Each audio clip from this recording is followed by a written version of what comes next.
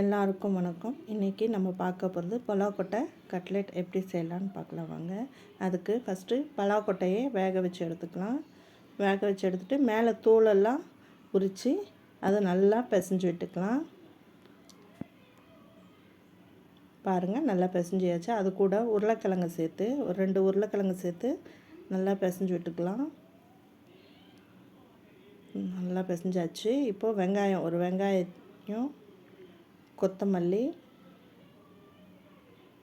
2 பச்சை மிளகாய் சேர்த்து 1 டேபிள் ஸ்பூன் அளவுக்கு உப்பு, கரம் மசாலா 1.5 டேபிள் ஸ்பூன் போட்டுக்கலாம்.